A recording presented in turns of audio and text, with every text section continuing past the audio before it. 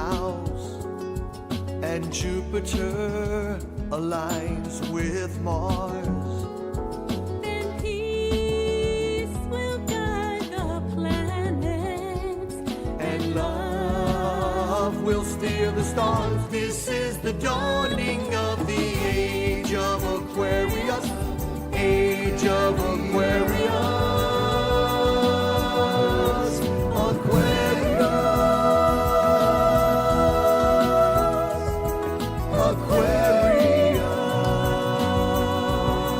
Aquarius. Harmony and understanding, sympathy and trust abounding.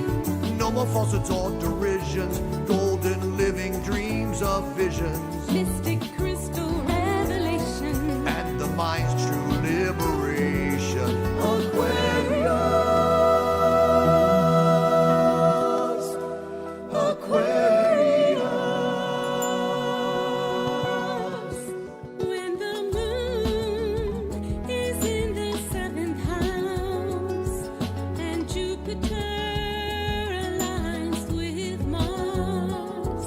Then peace will guide the planets, and love will steer the stars. This is the dawning of the age of Aquarius. Age of Aquarius. Aquarius. Aquarius.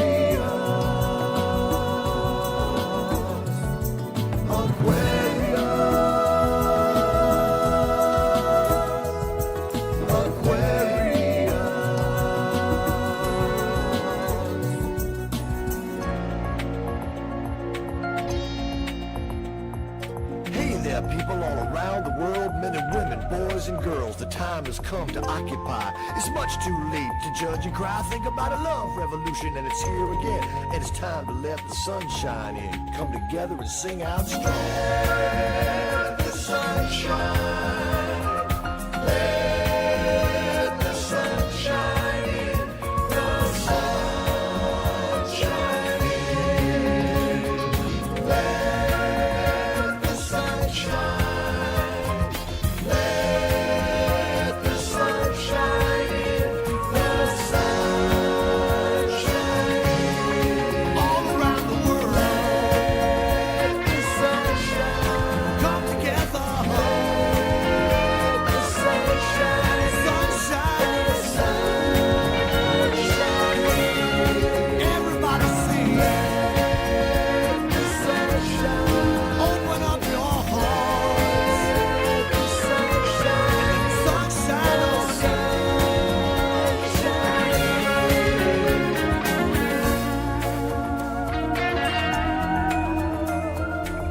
Come together and sing out strong for a peaceful planet where we all belong. Replace all fears with love and grace. We are different shades of one human race. It's the place to chase. The revolution is here again. It's near again. The resolution will now begin for all to let the sun shine in.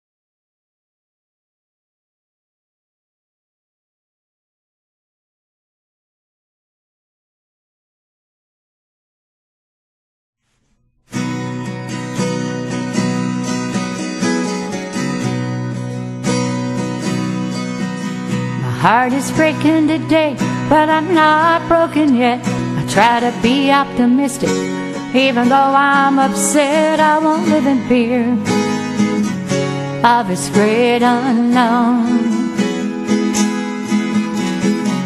Life as we knew it is gone forever.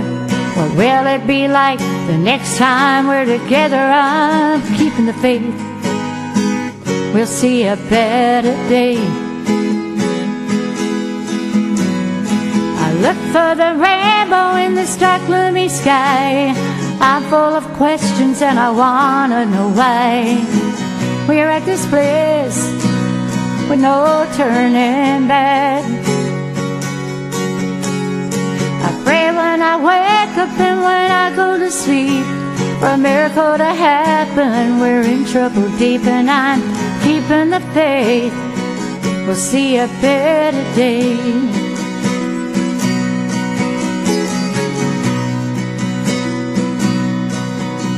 There's a time for everything, everything in its time. I'm holding on by a thread before I lose my mind. How much more suffering can this world stand?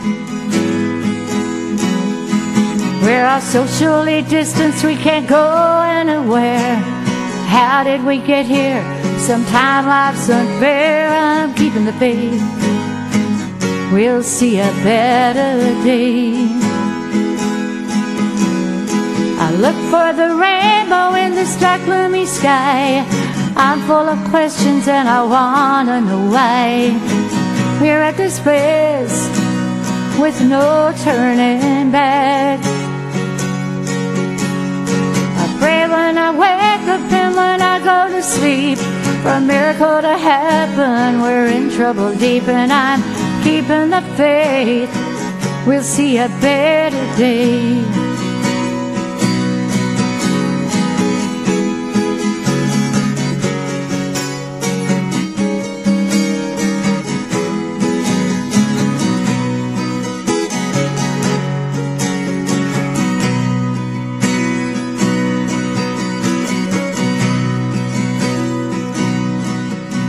Then I think of all I have to be thankful for. My family and friends, I need nothing more. I choose to live in joy, no one can take away. I hold my head up high, I keep pressing on to the prize before me. When it's over and done, I'm keeping the faith to see a better day. I look for the rainbow in the stark gloomy sky. I'm full of questions and I wanna know why we're at this place with no turning back. I pray when I wake up and when I go to sleep for a miracle to happen. We're in trouble deep and I'm keeping the faith. We'll see a better day. I'm keeping the faith. We'll see a better day.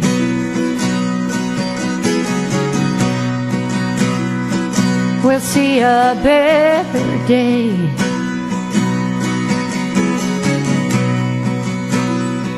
We'll see a better day.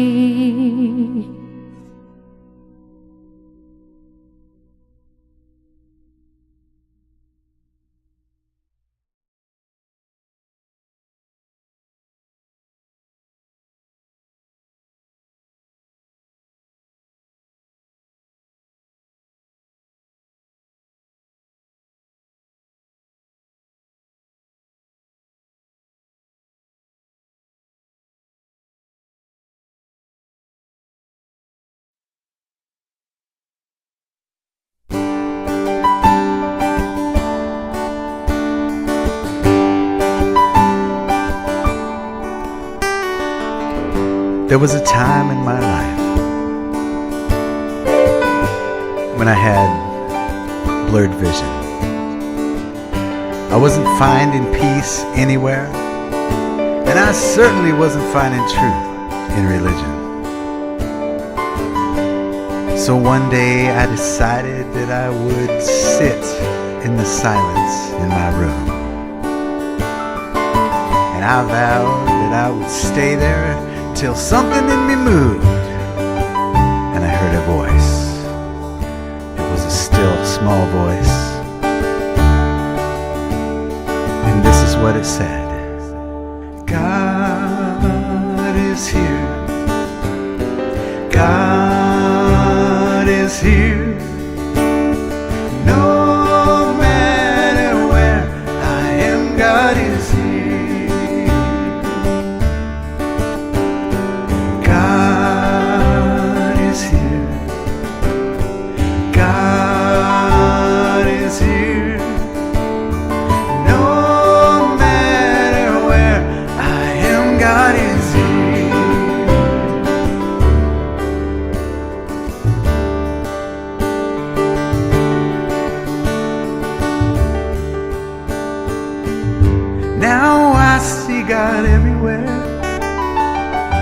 little more each day. I see God in the flowers and in the bills that I choose to pay. I'm feeling God in my breath, spoken with each word. Oh, I'm feeling God breathe His life into me. Let God's love be affirmed.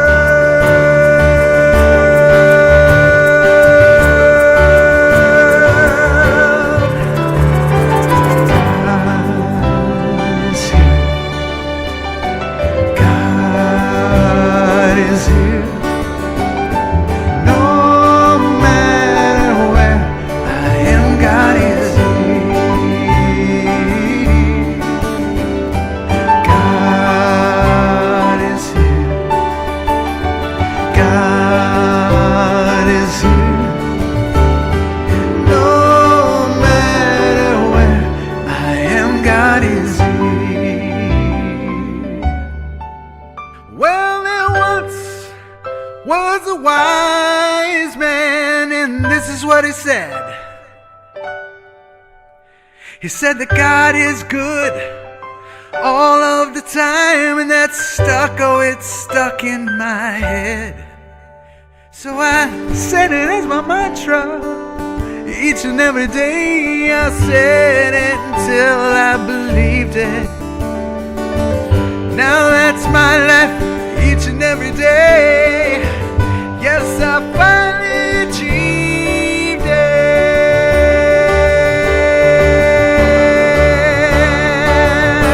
Sing it with me now.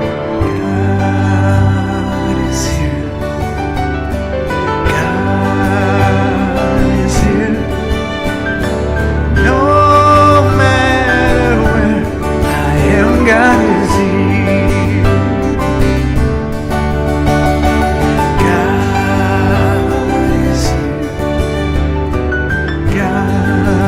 God is here. No matter where I am, God is here. God is here. God is here. No matter where I am, God is here.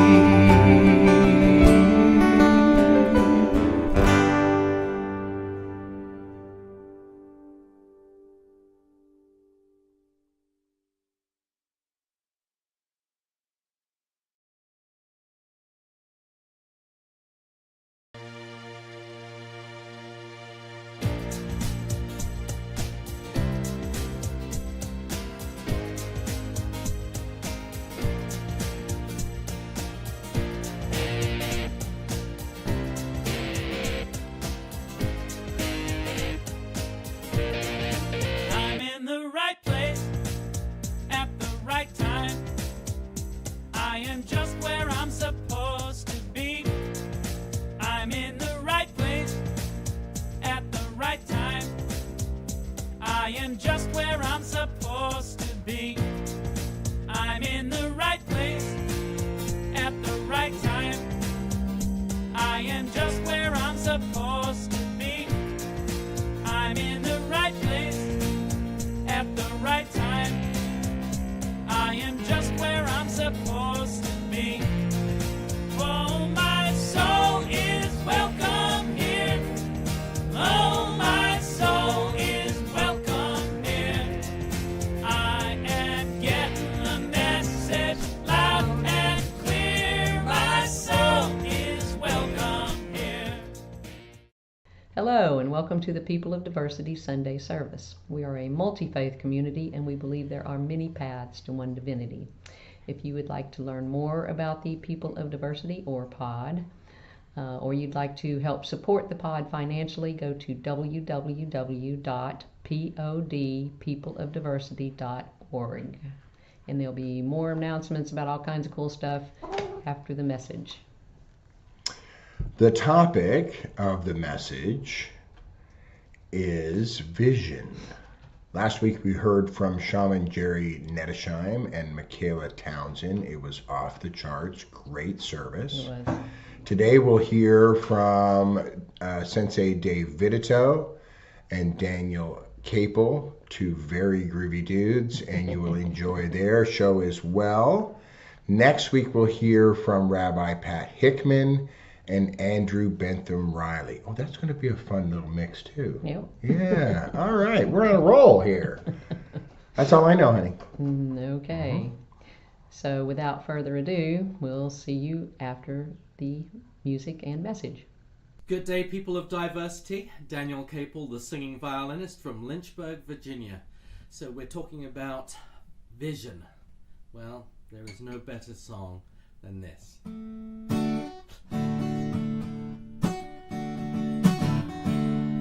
I can see clearly now, the rain has gone.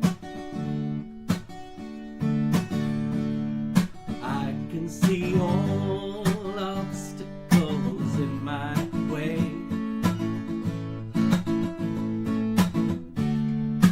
Gone are the dark clouds that had me blind. It's gonna be a bright, bright, bright, sunshiny day. It's gonna be a bright, bright, bright, sunshiny day.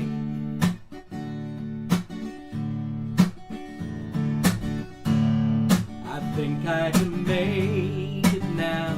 The pain is gone. All of the bad feelings have disappeared.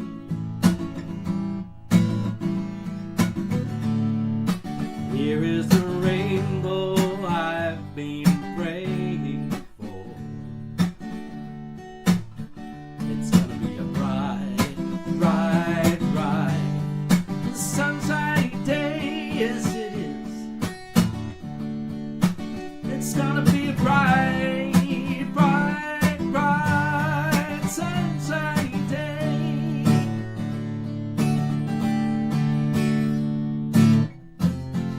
Look all around, there's nothing but blue sky. Oh, yeah. Look straight ahead, nothing but blue skies.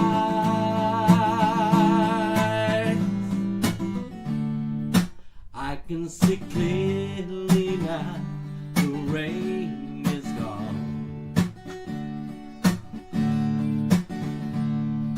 I can see all obstacles in my way.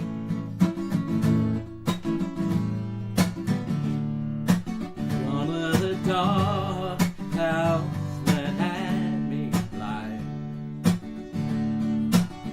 It's gonna be a bright, bright, bright, sunshiny day. Yes, it is. It's gonna be a bright, bright, bright, sunshiny day. Oh, yeah.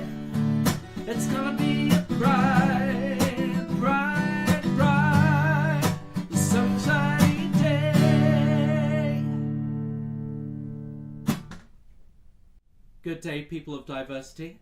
Daniel Capel, the singing violinist. This song, One Voice, is an original song. Really encompasses my vision for us all. That where our unique voice as we find our place in this world, we weave those works and purposes together to find ourselves a great, new, fine world.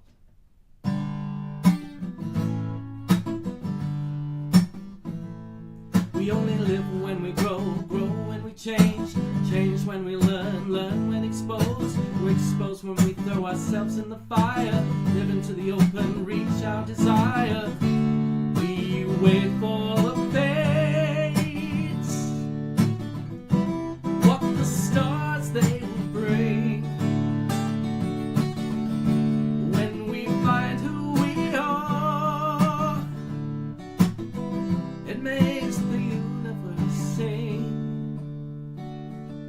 one voice, one vision, one choice, one vision, one voice to raise, lifting each other, one voice to praise, the one voice of power, one voice, one voice, one voice, one voice, one voice, one voice.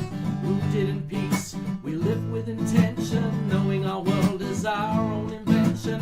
We raise our vibration through positive attention, grow from within to reach our ascension. We wait for fates, what the stars they will bring. When we find who we are, it makes the universe sing. One voice, one vision, one choice, one mission, one voice to raise, lifting each other, one voice to praise, the one voice of power, one voice, one voice, one voice, one voice, one voice, one voice, one light, one heart, sending it out into the dark, one heart, one light, sending it out into the night, one light, one heart, sending it out into the dark, one heart, one light, sending it out into the night, one voice, one vision, one choice, one mission, one voice to raise, lifting each other, one voice to praise, the one voice of power, one voice, one voice, one voice, one voice, one voice, one voice. Our unique song is our only choice, moving our world through raising one voice. Hello, this is Dave Vitito with Open Mind Zen, Melbourne, Florida. Here today to meet with you once again. Today's topic is vision. So for vision, I wanted to tie it back to Buddhist teachings in a particular way, in that vision in the sense of seeing yourself. And in Buddhism and Zen in particular, I think this is a little different than most traditions. It's not seeing yourself from a self-help perspective, but it's a little deeper.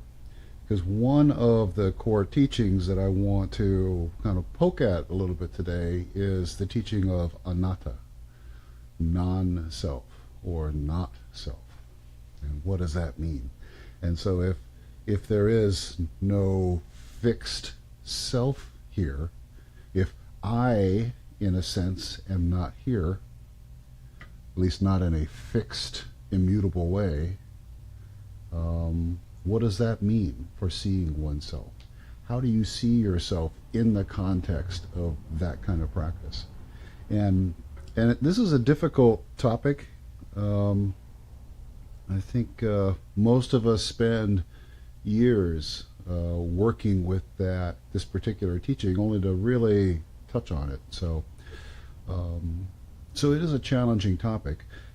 Today I wanted to use as a way of helping us kind of touch upon it, though, is to look at the Four Noble Truths and the Eightfold Path as kind of a scaffolding, if you will, from which we'll kind of jump off of and look at this idea of anatta, non-self.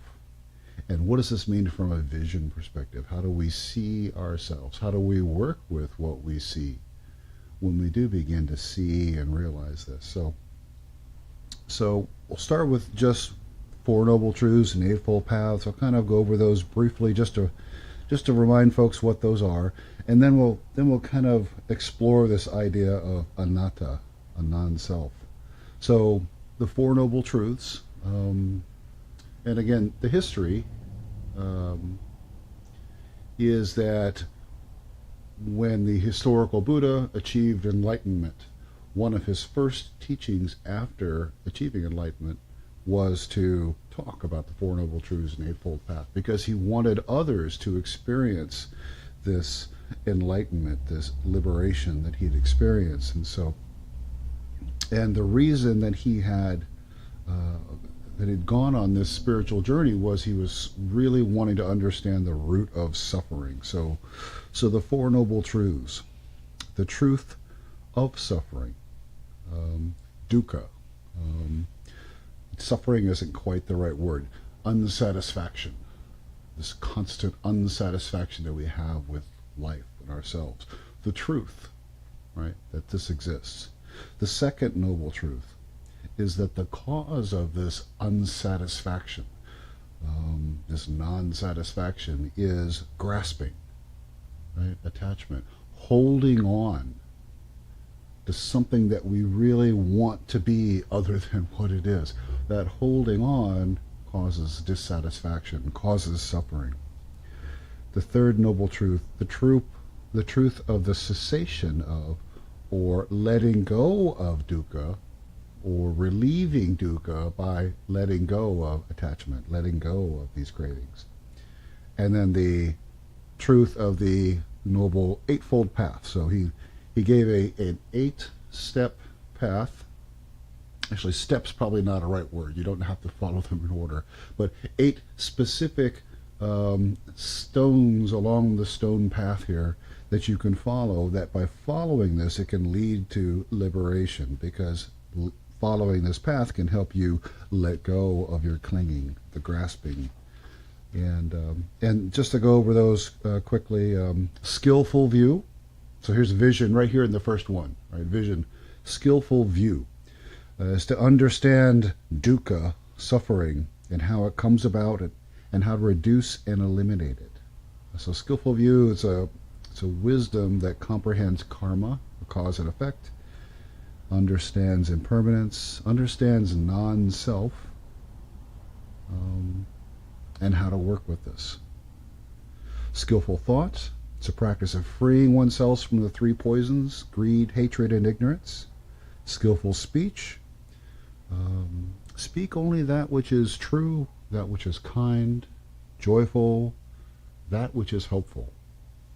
Skillful action is to uphold the precepts, right? Not harming, not stealing, no sexual misconduct, not lying, not becoming intoxicated. A skillful livelihood, to make a living that is wholesome, moral, and harmless to others and ourselves. I find this particular one interesting in the modern era, because we're so globally interconnected with our livelihoods. What does this mean in the modern era? Skillful effort, to endeavor continuously to free the mind of thoughts that lead one astray from the path. Skillful attention, right? Loving kindness, compassion, empathic joy, equanimity, and then skillful concentration, coming back to the meditative practice, right? Either through meditation, concentration, or mindfulness.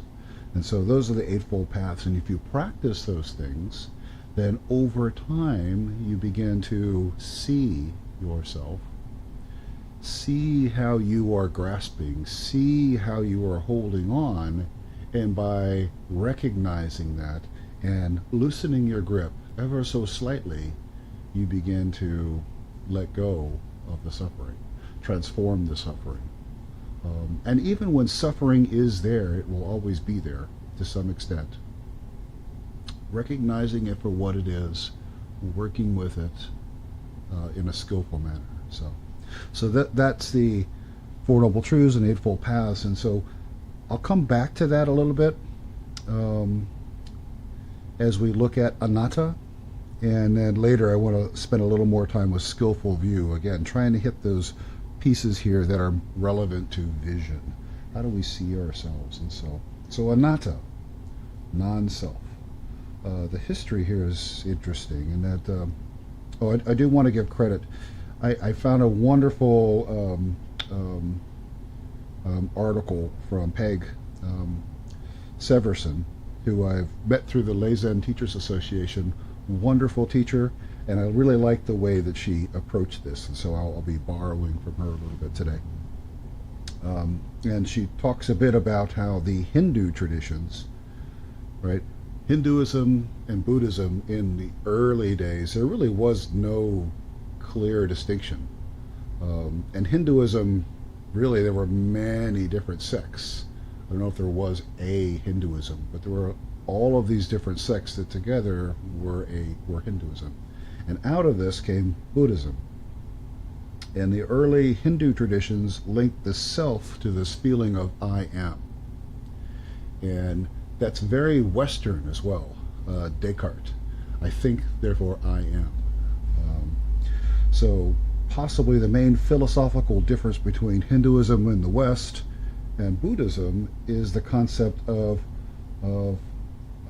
Atman, the idea of an eternal self or soul that is central to Hinduism was rejected by the Buddha. Right? So Hinduism believed in self, soul. Christianity believes in a self, soul. And Buddhism rejects that, which was different. I don't know if it's unique among the religions, but it is a minority report, if you will. So instead, Buddhism looks at anatta, non-self, and I'll look at a couple different things to kind of poke at this. Right. So ask yourself the question: well, who are you? What part of you makes you you? And it seems like a simple question until you really start poking at that. Right? Well, where are you? Am I in my arm? Am I in my head? Where are you? And there are some pretty deep Zen practices that you can do where you just sit with this question: who or what is experiencing this moment? Who is experiencing this moment? Because it's really getting at who is this I? Who is this who? So nothing in our experience can be identified as I or me or mine. This follows the Buddhist teaching that our entire experience and existence arises as the five skandhas or aggregates: form, sensation, perception, formation, consciousness. Right? Everything that we would point to as me is one of those. It's form, body, some kind of sensation that we're having, maybe feelings, perceptions, ideas, right? There are all these little building blocks, if you will, that if you take those, it's hard to say, well, that block right there, that's where I am. That's me. Is it my body, me? What about my brain? My house or car? You can use this process of inquiry or process of inquiry to investigate whether this is really true. How about your body? It's constantly changing. Cells being born, aging, dying. 7 years, your body will be completely different. Every cell in your body will have been replaced in 7 years. It takes that long for all the cells to die and be replaced. Are you there? Are you gone? Is it a new you every 7 years? Can you be found in your lungs or your stomach? What about if you lose an eye or an arm, are you no longer you? Well, most people would say no. Most people would say no. What about your leanings, your preferences? Isn't this where you are? I think a lot of us really identify ourselves by our views. Particularly nowadays, political views. Views on the economy, views on the environment. We associate ourselves with these views. Do they really define who you are? They are ever changing. A lot of these things are in relation to external factors, external things. Is that who you are? None of this is fixed, right? Our preferences, our feelings, all of this are ever changing. Where are you? How do you see yourself in this? Maybe you really are the sensations, the cool air on your arm, seeing a sunset, tasting a meal, but sensations are impermanent and varied. Can you really be found in your sensations? When the sensations is gone, what is left of you? But what about your mind, your emotions, your memories, your dreams and nightmares? Are they really you? What are your thoughts? Do they define you? Or do they pass through you day by day, moment by moment? If you really spend time in meditation, really examining your thoughts, you'll see that the thoughts come and go. And often, the thoughts that arise are arising due to other conditions, karma. I had some problem with my car yesterday, so now I'm thinking about my car, and I'm trying to fix my car, or figure out how to fix my car. They arise due to these various conditions. They come and they go. Sometimes they come and they stick. And when they stick, now you're holding on, right? They stick whenever you hold on, and we're attached to it. And maybe it's a negative emotion or something that's happened in the past. They arise and we hold on, right? We have the suffering, right? The Four Noble Truths come up, we grasp it, we hold on, we suffer. But is that you? Are you the one grasping? Who is grasping? Who is it that's holding on to those thoughts?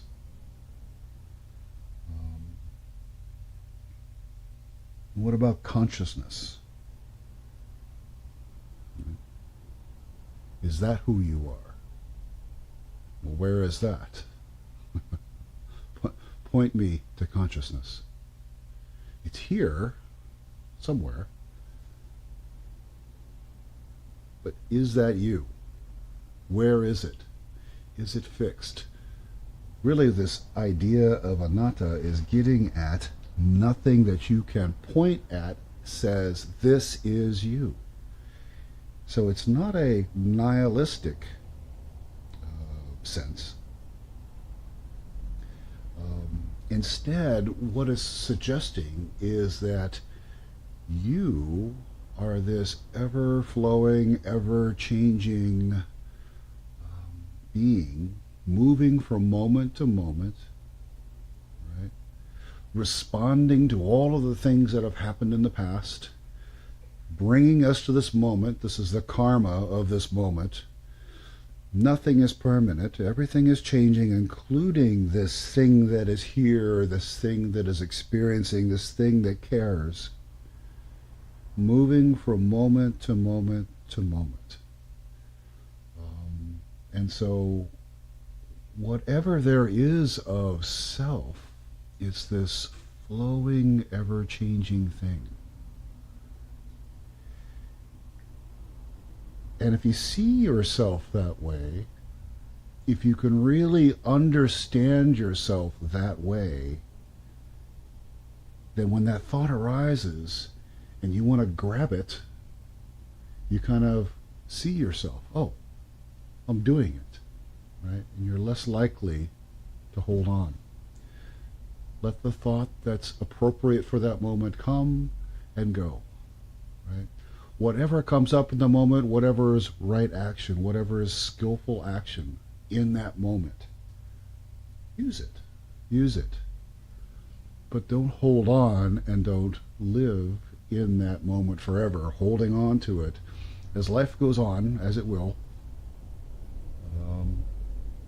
we have to be fluid. We have to recognize that we are fluid, moving, ever-changing beings. So this is really what anatta is pointing at. It's not nihilistic in the sense of you are not here. This doesn't exist. It would be silly to deny that any of this is real, right? But what this is forever changing, ever growing, moment to moment. And in that is an opportunity, right? Every moment is an opportunity for us to love one another, to care for one another, to take care of myself, whatever this self is, this body of mine. Moment to moment to moment. So anatta, even though it's a really difficult concept, it's a freeing one. I don't have to be a certain thing. I don't have to live up to someone else's expectation.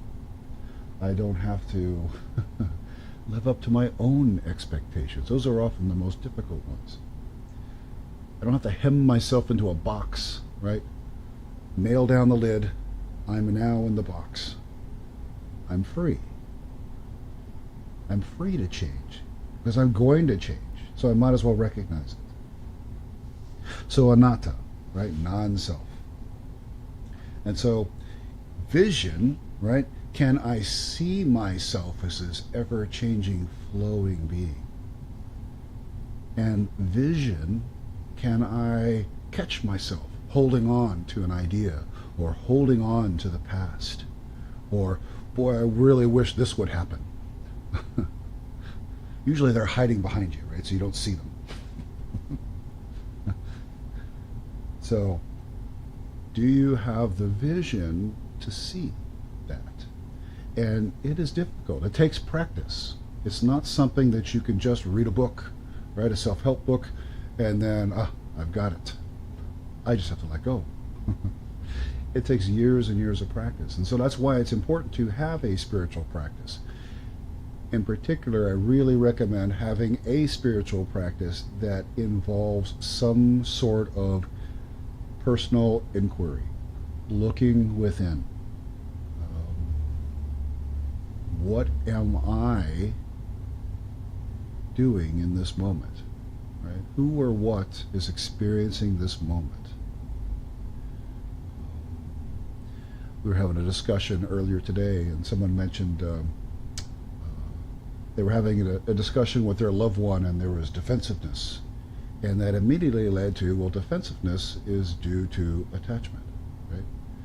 We feel defensive because we're attached to an idea. Do we have the vision to recognize that we're doing it and then change gears, change approach, maybe listen? That really is core of Zen, this self-inquiry, asking yourself that question, what do I see? What do I see? And so the Four Noble Truths, I'll come back to that, from the perspective of anatta, non-self, right? The truth of suffering, right? Yes, there is suffering. The truth of the cause of suffering, grasping. And again, this grasping, right? Who is grasping? I. Me. I am grasping, right? So this fictitious self that we have that wants to protect itself, that wants to hold on, wants to control, wants things to be a certain way, that's grasping, and that's causing this suffering, this dukkha. The third, truth of the sensation of, or the letting go, the transcending the suffering. And you do this by letting go, right? And the more that you get in touch with this idea of anatta, not fixed, changing, flowing, moving from moment to moment, the easier it is to let go. And the more that you'll experience this liberation that comes from that. And of course, in the Eightfold Path, the very first one, skillful view, vision, skillful vision. Can you see yourself? Can you see yourself as that flowing being? Can you understand the impermanence of life and work with that, even though it is bittersweet at times? But this is the life that we have and the bodies that we have Nothing lasts forever, but yet it's so beautiful just as it is. Can we see the beauty of this impermanence? Can we understand the karma in our lives? What brought us to this moment? What's nudging us left or right in our choices?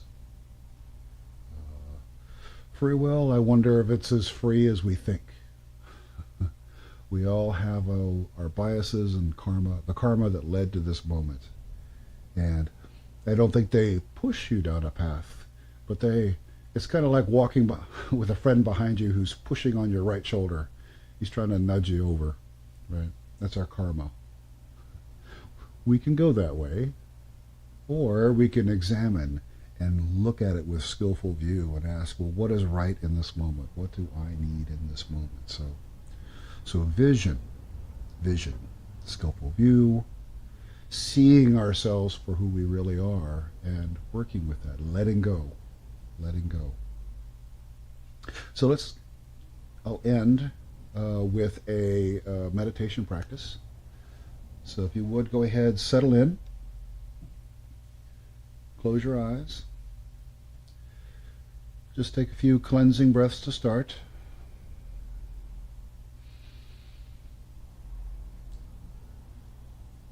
In, out. Just kind of feel the breath coming and going from the body.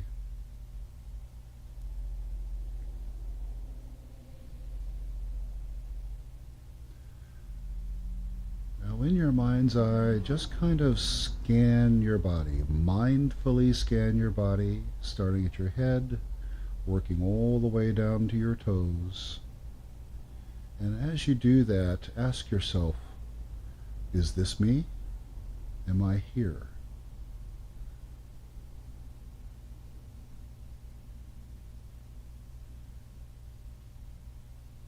Am I here?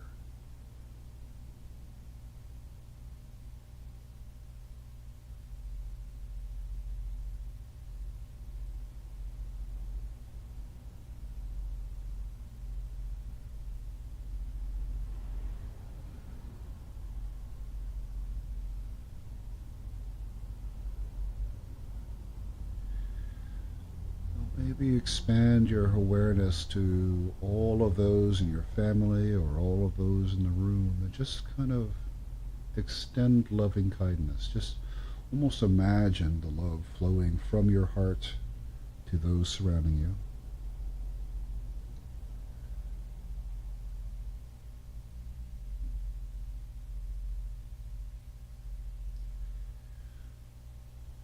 As you feel this loving kindness, ask yourself, is this me? Am I here? What is this?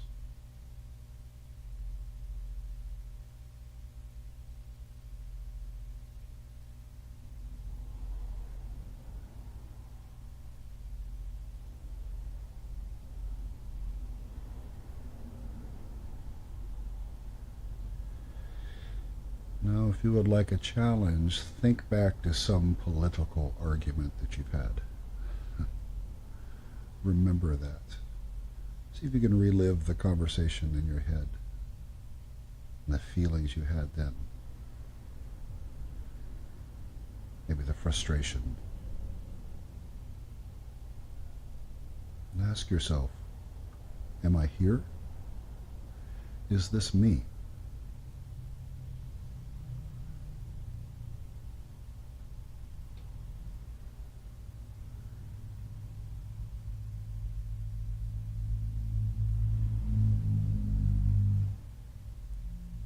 Now maybe backing away from this, see if in your mind's eye you can hold the world. You, the world, just sitting and as one breathing.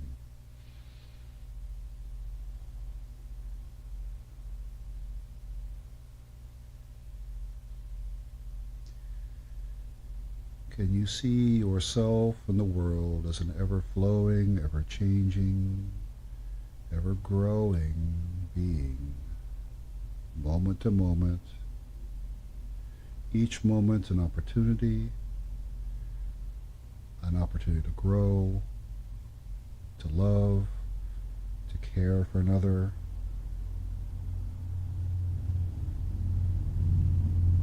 Just see that flow moment to moment and breathe.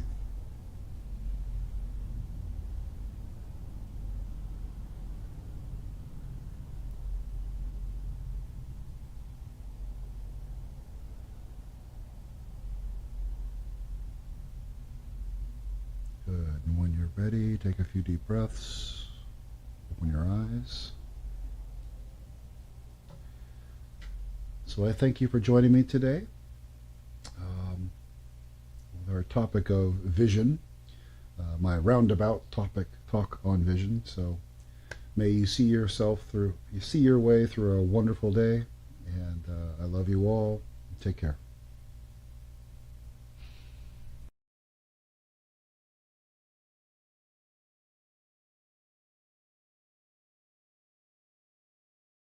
Thank you, Daniel. We so appreciate you, and you've been with us for quite a bit now, and it's always special and wonderful, and we really appreciate you very much. And Sensei Dave, I never can say enough good stuff about you. So thank you. We appreciate you dearly, and we love you dearly. So Philip Lupo and his tech team, you guys always do such a great job for us, and keep things rolling, keep things moving. And so if you are out there in the world and you need services such as this, either virtual or in person, contact Philip at the PL Theatrical address below, and he will help you out. Past services are available on our Facebook group, Facebook page, and we also have a YouTube channel where you can watch live on Sunday morning at 10:30, or go back and use the playlist function to find services based on their topic or based on the faith. You can search on those playlists, then that playlist function is really cool. So we also have a 5:45 evening broadcast of the service on Facebook Live on Sunday evening. So if you missed the morning, or you want to watch again, or you want to send somebody back and watch it, then 5:45 on Sunday evening, Facebook Live. You can get notifications about services by joining the group, or the Facebook group, or the Facebook page, or the YouTube channel, and then you will get a reminder when services are getting ready to start, and that's helpful. Depending on how your Saturday night was. So, after the service, we have a live Zoom deep dive for 30 minutes. It starts immediately after the morning service, and we keep it right to 30 minutes. Sometimes the speaker can join us, and sometimes they can't, but regardless, we sit and chat about the message and check in with each other. It's good to see everybody's face. There's a lot of people that don't live right here, and we don't get to see very often, so that's always fun. So I think that's it. Live events happen at the Unitarian Universalist Friendship Fellowship Hall in Rockledge. Say that 3 times fast and watch what happens. 7 o'clock on the first and last Monday of every month. This month, on January 27th, a Monday, we will have David Roth in. Again, $20 suggested donation or love offering. No one will be turned away. David has been coming down to Florida in the winter and has been visiting the pod for probably a couple of decades at this point. And it always puts on a fantastic show. He also has a brand new CD that he just put out. And he just arrived back from England, Scotland, and most recently Mexico, I believe, for a few weeks. So he'll have plenty of stories and some new material to share with us, and we're looking forward to seeing him then. If you're not familiar with David, Google him, and you'll be impressed. He's a singer, a songwriter. He's also a teacher. he does lectures, and he donates a whole lot of his time helping people through music, and he's just really a special human being, and we're looking forward so much to his concert. It's going to be great. Our country this week is Uruguay. It's located in the southeast coast of South America. And let's hold the people of Uruguay in our hearts and pray for peace and abundance in their world. And let's say these words together. May peace prevail in Uruguay. May peace prevail on earth. May peace prevail in me. Thank you. Next week, Rabbi Pat Hickman. She's one of my faves. I love them all, but yeah, Rabbi Pat's awesome. And her musical guest will be Andrew Bentham Riley. So if you would like to support the pod financially, we would certainly appreciate it. This doesn't happen for free, even though we don't have a building that we have to pay rent for. We pay our speakers, and we pay our musicians, and we pay insurance costs and all sorts of things like that. So go to www.peopleofdiversity.org, and there's a little button in the middle of that page, and you can make a donation there. We'd really appreciate it. So let's do our healing circle. Bring to your mind's eye any person, place, thing, situation that could use some extra love this week. We hold them in the middle of the circle and use our energy and listen to this last song. And don't forget to open up and get some of it on yourself. So thank you so much for being here, and we'll see you next time. Have a great week. One power, one power, one power, one power, one power. There's one power invisible, and you see it everywhere and every day. One power indescribable, and you speak of it with every word you say. Mysterious until you know the truth, as simple as the love inside of you.